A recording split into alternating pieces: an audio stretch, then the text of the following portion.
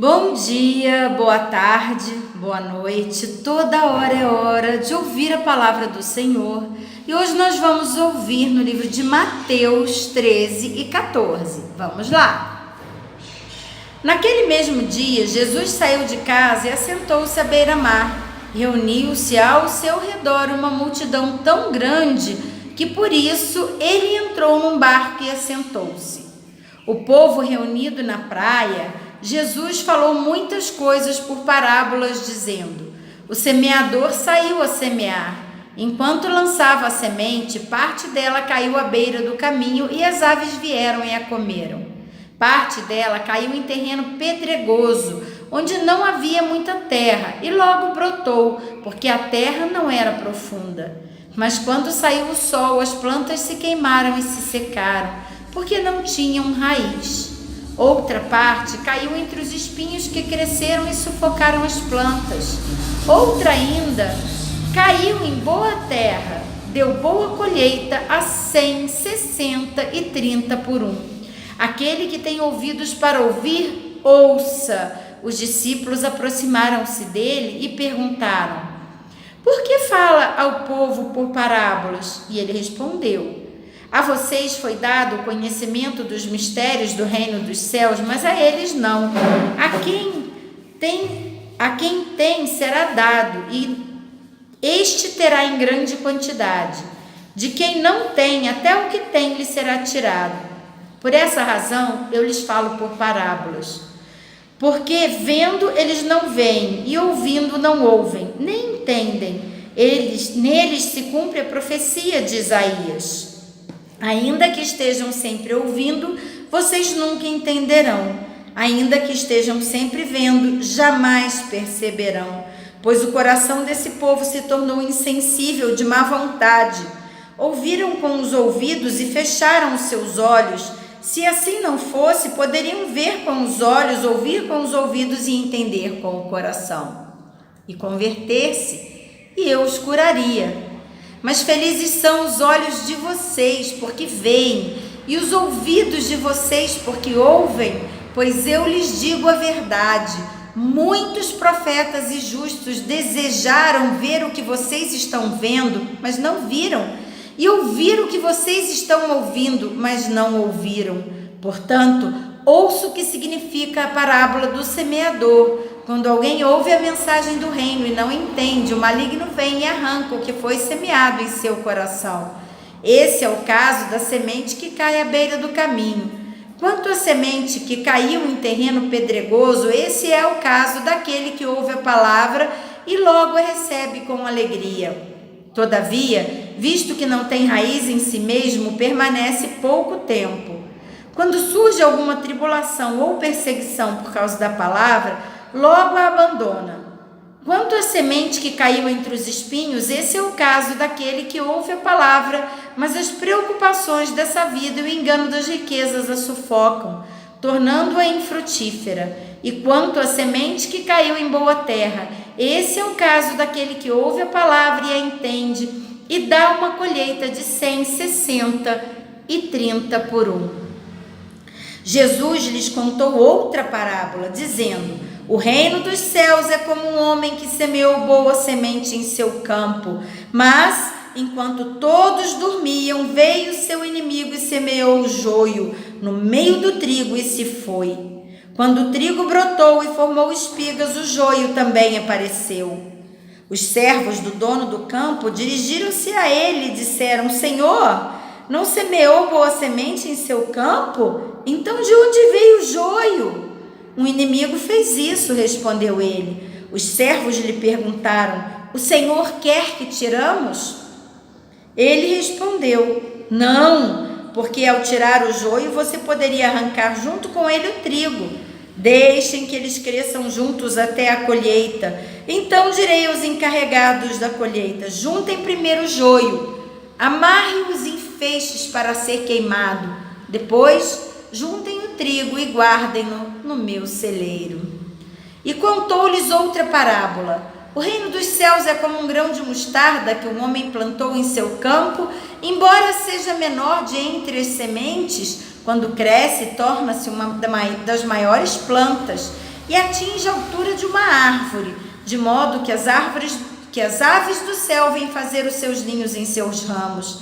E contou-lhes ainda outra parábola. O reino dos céus é como o fermento que uma mulher tomou e misturou com uma grande quantidade de farinha, e toda a massa ficou fermentada.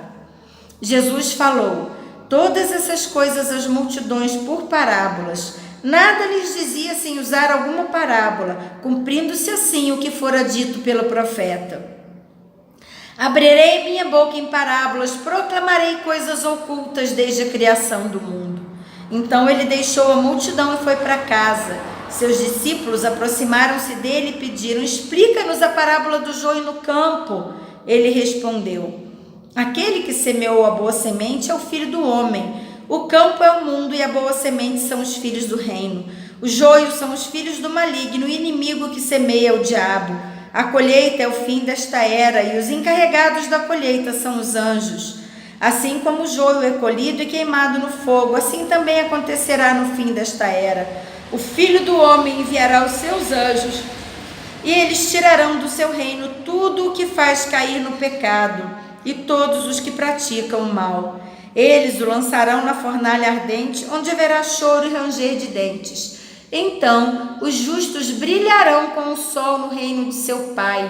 Aquele que tem ouvidos, ouça. O reino dos céus é como um tesouro escondido num campo. Certo homem, tendo-o encontrado, escondeu-o de novo. E então, cheio de alegria, foi, vendeu tudo o que tinha e comprou aquele campo.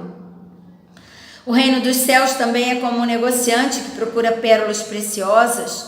Encontrando uma pérola de grande valor, foi vender tudo o que tinha e a comprou. O reino dos céus ainda é como uma rede que é lançada ao mar e apanha toda sorte de peixes.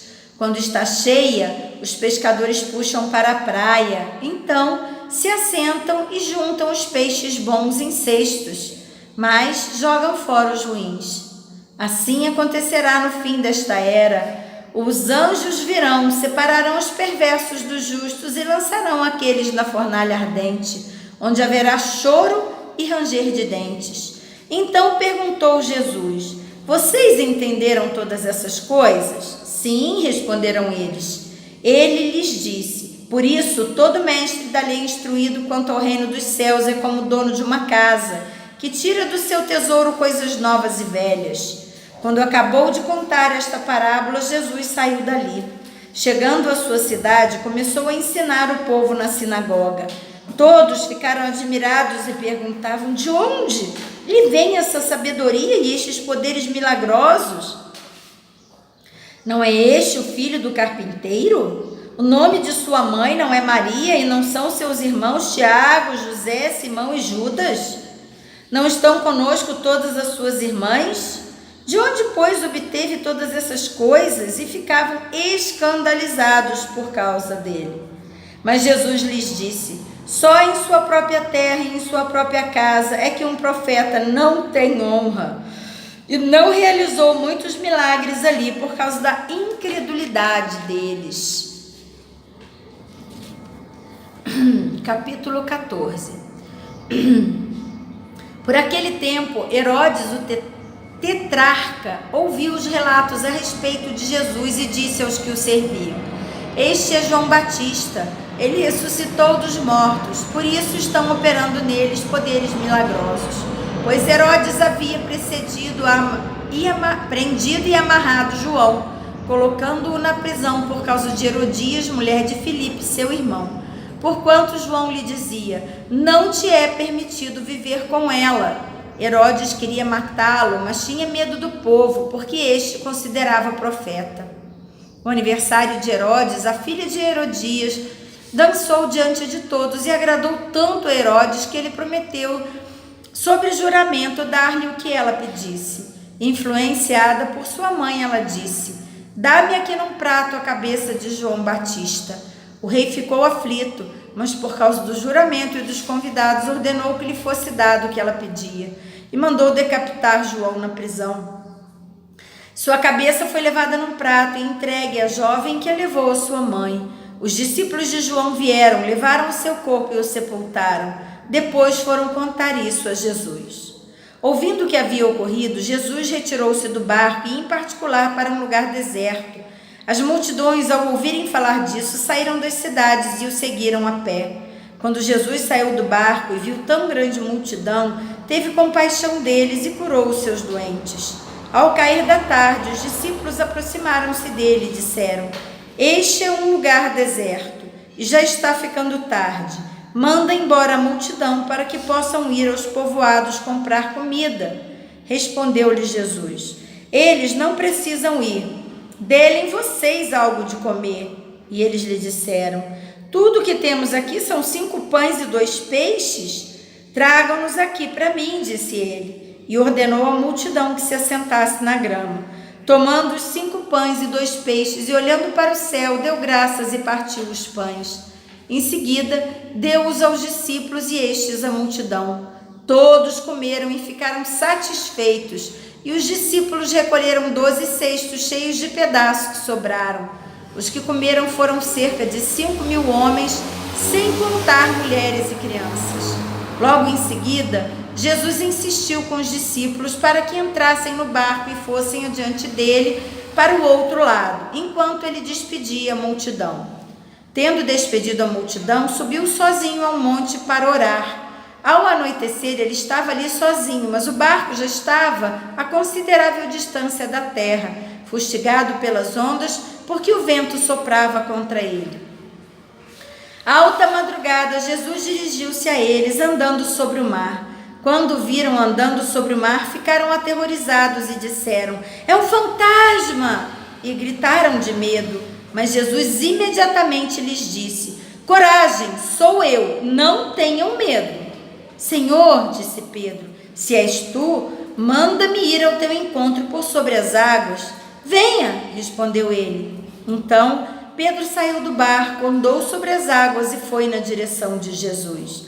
Mas quando reparou no vento, ficou com medo e, começando a afundar, gritou: Senhor, salva-me! Imediatamente Jesus estendeu a mão e o segurou e disse: Homem de pequena fé, por que você duvidou? Quando entraram no barco, o vento cessou. Então os que estavam no barco o adoraram, dizendo: Verdadeiramente tu és o Filho de Deus. Depois de atravessarem o mar, chegaram a Genezaré. Quando os homens daquele lugar reconheceram Jesus, espalharam a notícia em toda aquela região e lhe trouxeram seus doentes. Suplicavam-lhe que apenas pudesse tocar na borda do seu manto, e todos os que nele tocaram foram curados. E assim terminamos mais um momento na presença do Senhor. Você já se inscreveu no canal? Sim? Obrigada. Ainda não? Se inscreva no canal logo aqui abaixo. Deixe o seu like em cada vídeo que assistir e compartilhe para que juntos possamos fortalecer a fé de muitos irmãos com a palavra viva do Senhor, que é o alimento do nosso espírito. Um grande abraço e até amanhã!